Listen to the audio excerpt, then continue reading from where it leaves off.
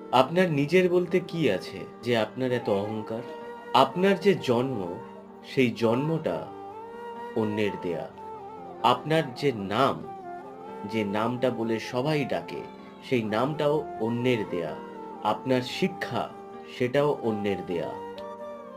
আপনি যে কাজ করছেন, চাকরি বা ব্যবসা, সেটাও অন্যের দেয়া।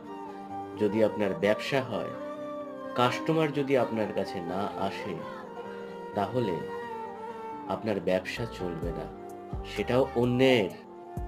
এমনকি আপনি যখন মারা যাবেন, আপনাকে কাঁধে তুলে অন্যজনই নিয়ে যাবে। আপনাকে অন্যজন আগুন দিয়ে পোড়াবেও।